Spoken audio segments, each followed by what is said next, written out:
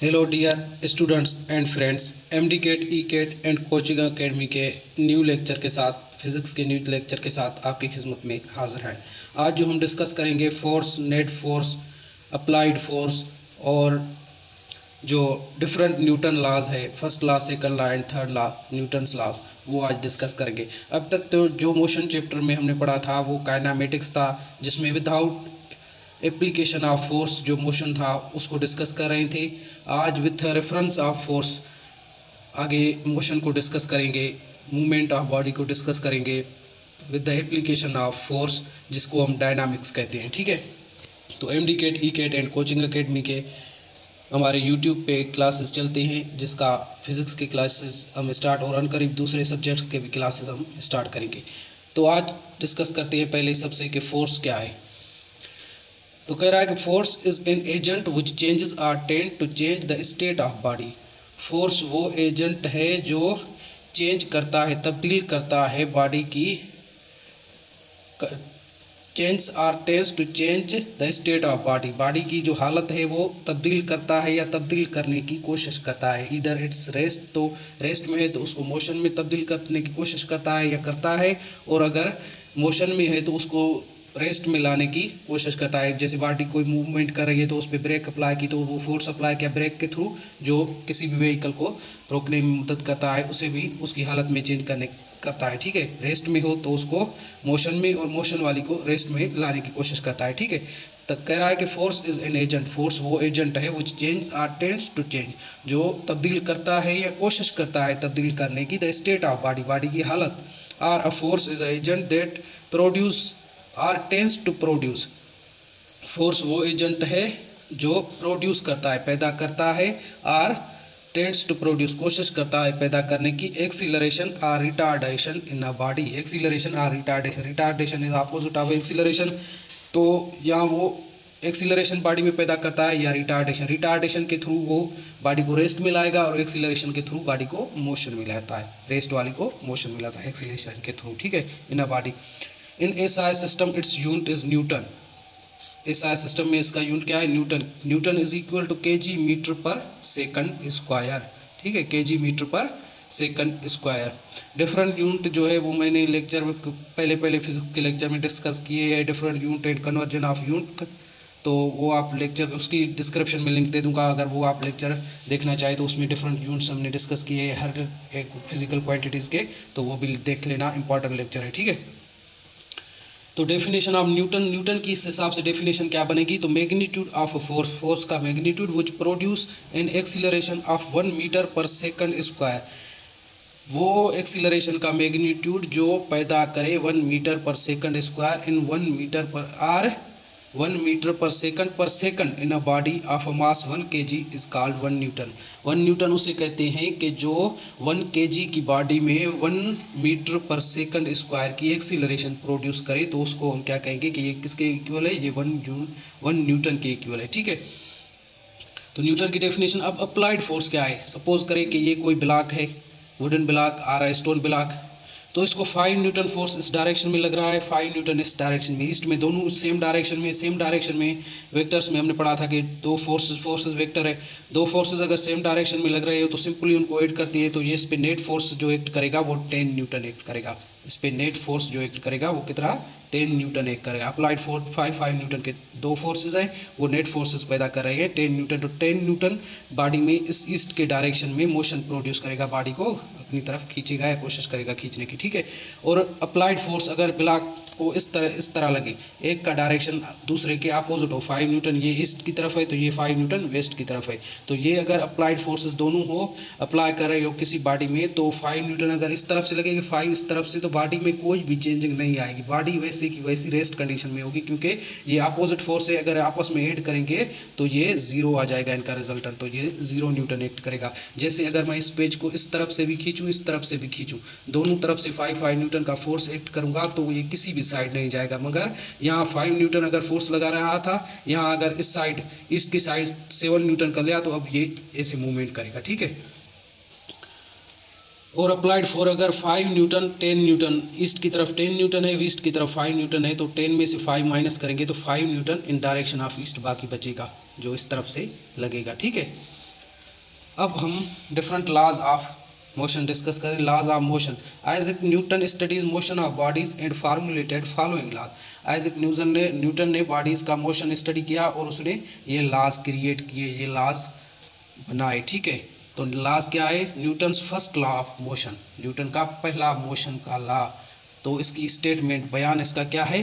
A body remain at rest or continuous to move with uniform velocity unless acted upon by an unbalanced force. Newton का first law क्या कह रहा है कि अगर कोई बॉडी रेस्ट में है और मोशन में है, कंटिन्यूअस टू मूव और मोशन में है with uniform velocity unless acted upon unbalance force.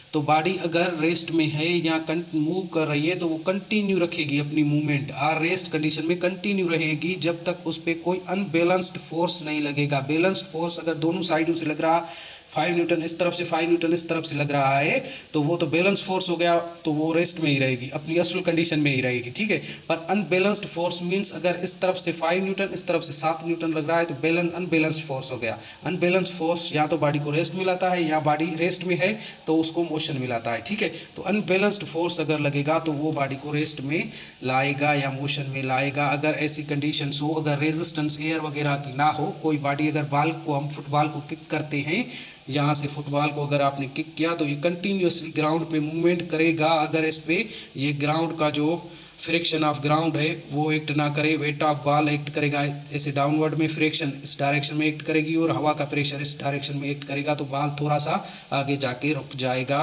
Due to these 3 forces. Otherwise ball, Newton कह रहा है कि अगर इससे ये फोर्स तीनों हटा ले, ऐसी कंडीशन क्रिएट करें कि ये तीनों फोर्स खत्म हो जाए तो बॉल कंटिन्यूसली मूवमेंट करता रहेगा।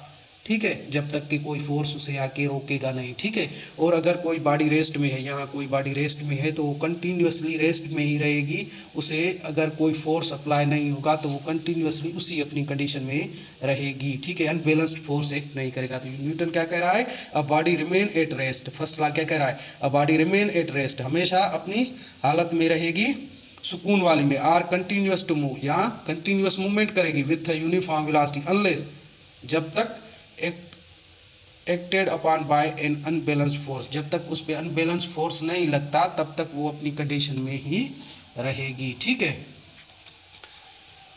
तो एक्सप्लेनेशन फर्स्ट लॉ की क्या है? This law consist of 2 parts. This law consist of 2 part, ये लॉ 2 पार्ट्स में मुश्तमिल है। फर्स्ट पार्ट इसका क्या है? This part states that an object at rest remain at rest. First part क्या रहा है, क्या कह रहा था? ये दोनों पार्ट थे ना, इस स्टेटमेंट में पढ़ेंगे। 2 पार्ट है कि बॉडी अगर रेस्ट में है तो कंटिन्यूसली रेस्ट में होगी, अगर मूवमेंट करेगी तो कंटिन्यूसली मूवमेंट करेगी। ये क्या कह रहा है फर्स्ट पार्ट में? This part states that object at rest remain at rest unless it is acted upon an external unbalance force, जबकि उससे बाहर वाला ऊपर का एक्सटर्नल फोर्स, बाहर या फोर्स अनबैलेंस्ड के बैलेंस ना हो, मतलब कि अनबैलेंस्ड हो।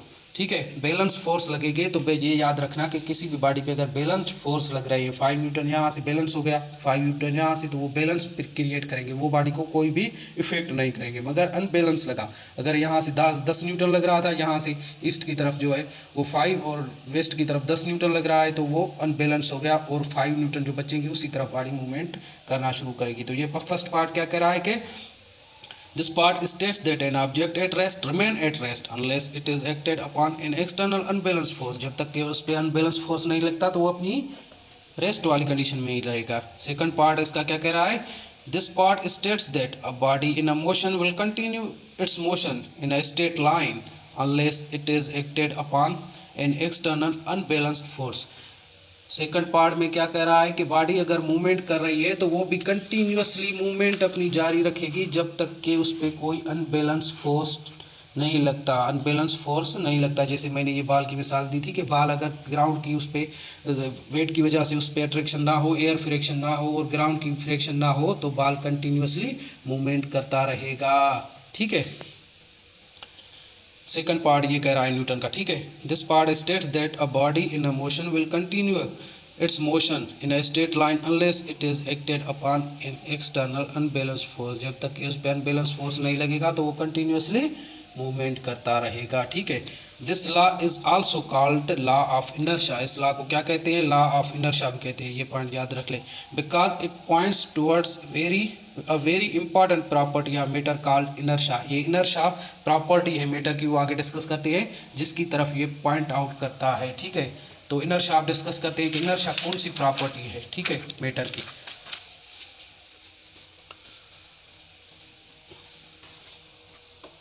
तो इनर्शिया क्या है?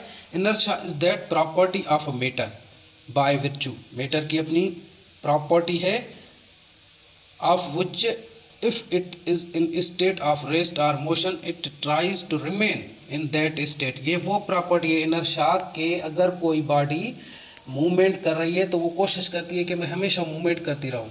अगर रेस्ट में है तो वो हमेशा कोशिश करती है कि मैं रेस्ट में रहूं, जब तक कि उस पर एक्सटर्नल फोर्स, अनबैलेंस्ड फोर्स नहीं एक्ट करता, तब तक वो रेस्ट में या मोशन वाली अपनी कंडीशन में रहना पसंद करती है। That property of matter is called inertia. ठीक है, बॉडी विथ ठीक है, body with larger mass has more inertia than the body of lesser mass. अब ये मास डिपेंडेंट है इनर्शिया, जितना बाजी का मास बड़ा होगा वो उतनी इनर्शिया उसकी ज़्यादा होगी। ठीक है, अगर एक बॉल को आप किक से मूवमेंट कर सकते हैं, किक से मूवमेंट उसमें पैदा कर सकते हैं, उसकी रेस्ट वाली कंडीशन को ब्रेक कर सकते हैं, उसकी इनर्शिया पावर को ब्रेक कर सकते हैं कि अब वो मूवमेंट करना शुरू हो गया। ठीक है, मगर उसकी बॉल की जगह कोई अगर बहुत बड़ा वुडन पीस हो तो उसको तो आप किक से नहीं मूवमेंट पैदा कर सकेंगे, क्योंकि उसका मास बढ़ गया। मास जितना बढ़ेगा इनर्शिया प्रॉपर्टी उतनी बढ़ती जाएगी। ठीक है, अगर बाल की जगह बस का मिसाल ले लें, बाल को आपने किक लगा के उसको स्टार्ट कर दिया कि मोशन में शुरू हो गया, मगर उसकी बाल की जगह अगर बस हो, स्कूल बस हो, तो आप उसको मूवमेंट पैदा कर सकते हैं, या कार हो तो उसमें मूवमेंट पैदा कर सकते हैं। आपको ज़्यादा फोर्स की ज़रूरत पड़ेगी, ज़्यादा बंदूक की ज़रूरत पड़ेगी, इसलिए जितनी इनर्शिया उसकी ज़्यादा है, जिसका जितना मास बड़ा है उसका इनर्शिया उतनी बड़ी है। ठीक है, तो इनर्शिया क्लियर हो गई। ठीक है, अब Newton second law of motion, Newton का सेकंड लॉ, फर्स्ट लॉ यहाँ पे क्लियर हो गया। अब न्यूटन सेकंड लॉ की स्टेटमेंट क्या है? When an external unbalanced force act upon a body, अगर कोई एक्सटर्नल अनबैलेंस्ड फोर्स एक्ट करता है बॉडी पे, it will accelerate the body. Unbalance force अगर बॉडी पे एक्ट करता है तो वह क्या करेगा? Accelerate the body. First law क्या कह रहा था कि अनबैलेंस फोर्स अगर बॉडी पे एक्ट करेगा तो उसमें मूवमेंट पैदा करेगा, मूवमेंट पैदा करेगा तो डेफिनेटली उसमें एक्सीलरेशन पैदा होगी। एक्सीलरेशन, सेकंड लॉ क्या कह रहा है कि अगर कोई अनबैलेंस्ड फोर्स बॉडी पे एक्ट कर रहा है तो उसमें क्या करेगा? It will accelerate the body in the direction of force. Force की डायरेक्शन में बॉडी एक्सीलरेट होगी, उसमें एक्सीलरेशन पैदा होगी, उसमें चेंज ऑफ वेलोसिटी आएगी। ठीक है, and the magnitude of acceleration, उस एक्सीलरेशन का magnitude is directly proportional to force. Force के साथ सीधी निस्बत है उसकी, acting on a body, and inversely proportional to the mass of object. Object के मास के साथ उसकी इनवर्सली प्रोपोर्शनल है। तो A is directly proportional to F and A is inversely proportional to 1/m।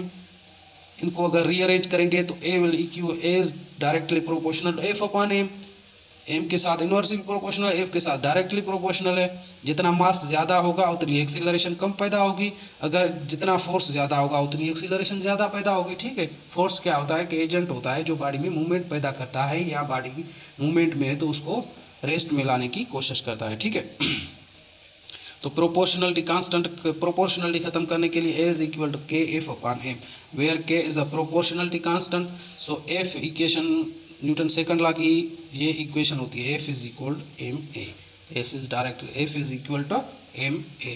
ठीक है,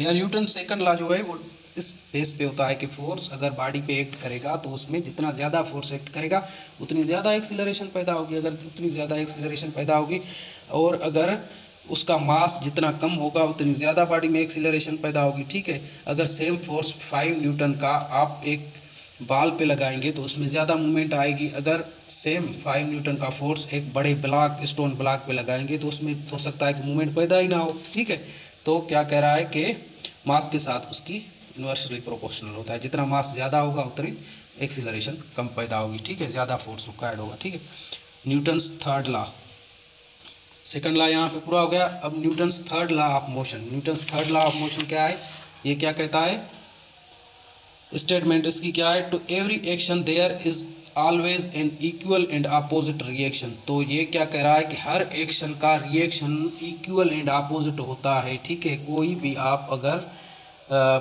किसी भी चीज़ को हिट करते हैं, बाल अगर दीवार में मारते हैं तो बाल आपके पास रिटर्न क्यों आता है, इसलिए आता है कि जितने फोर्स के साथ आप बाल को दीवार पे मारेंगे उतनी फोर्स के साथ दीवार आपको बाल को रिटर्न करेगी, तब भी वो आपकी तरफ आता है, ठीक है।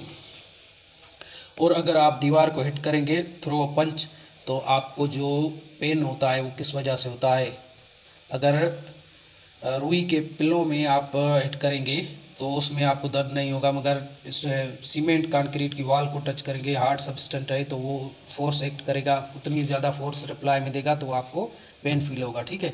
तो जितनी फोर्स के साथ आपने उसको हिट किया उसने उतनी ही फोर्स आपको रिटर्न में दे दी। तो न्यूटन क्या कह रहा है, to every action there is an always an equal and opposite reaction. हर एक्शन का रिएक्शन अपोजिट और इक्वल होता है अगर कंडीशंस रेजिस्टेंस फ्री हो, एयर रेजिस्टेंस वगैरह फ्री कंडीशन हो। तो न्यूटन क्या कह रहा है कि हर रिएक्शन का इक्वल एंड अपोजिट रिएक्शन होता है जो मैग्नीट्यूड में इक्वल होता है, ठीक है।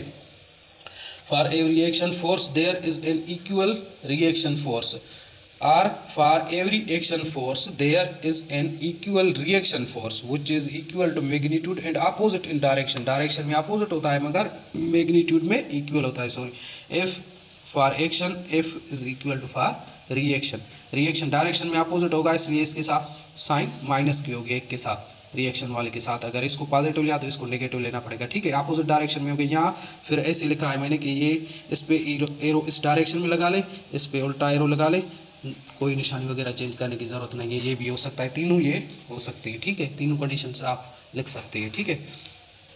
एक्सप्लेनेशन क्या है, if one body exerts a force on a second body, the second body exerts an equal and opposite force on the first. एक बॉडी अगर दूसरी बॉडी पे फोर्स एक्ट कर रही है तो दूसरी बॉडी उसको रिप्लाई में उतना ही फोर्स रिटर्न में देती है, ठीक है। न्यूटन सेकंड लॉ ये है। न्यूटन सेकंड लॉ के जो एग्जांपल्स है हमारी लाइफ में वो ये है कि जो हम वॉक करते हैं, ज़मीन पे वॉक करते हैं या फर्श पे वॉक करते हैं तो वो न्यूटन्स थर्ड लॉ की वजह से ही कर पाते हैं, क्योंकि हम पुश करते हैं अपनी पाँव से, ज़मीन को पुश करते हैं और ज़मीन रिटर्न में हमें रिएक्शन देती है जिसकी वजह से हमारा पाँव उठता है और दूसरा पाँव होता है, तो आगे जाता है। अगर इसका एक्सपेरिमेंट करना हो तो आप थर या किसी रेगिस्तान में चले जाएं, वहाँ जो रिएक्शन होता है हार्ड सब्सटेंस नहीं होता, रिएक्शन कंप्लीट नहीं, इक्वल एंड अपोजिट रिएक्शन नहीं देता, इसलिए वहाँ चलना मुश्किल होता है, घुस जाते हैं पैर। यहाँ जो क्विक सेट कंडीशन क्रिएट होती है, क्विक सेट कंडीशन वो कंडीशन होती है जहाँ बिल्कुल अर्थ जो है जो निगलने वाली, जिसे अर्थ कहते हैं, ठीक है। ज़मीन निगलना शुरू करती है आदमी को, अगर उस पर कोई चीज़ भी गिर जाए तो वो उसमें बिल्कुल रिप्लाई करने का नहीं होता है टेंडेंसी, इसलिए वो रिप्लाई नहीं कर पाती और आप घुसते चले जाएंगे। जितनी निकलने की कोशिश करते हैं तो घुसते चले जाती है क्योंकि वो रिएक्शन नहीं करती। इसी रिएक्शन की वजह से ही आप चल पाते हैं, उसमें आप तो ऐसी ज़मीन में तो नहीं चल पाएंगे ना, ठीक है। तो ज़मीन पे भी हम जो चलते हैं वो भी न्यूटन का थर्ड लॉ का बेस्ट एग्जांपल है जो हमारे लाइफ में यूज़ होता है। उम्मीद करता हूँ कि हमारी ये वीडियो आपको अच्छी लगी होगी। मज़ीद ऐसी वीडियोज़ के लिए हमारे चैनल को सब्सक्राइब कर लें और कोई इसके अकॉर्डिंग कन्फ्यूजन हो तो वो आप कमेंट करके पूछ सकते हैं, इंशाल्लाह आपको रिप्लाई मिल जाएगा। टेक केयर, अल्लाह हाफ़िज़।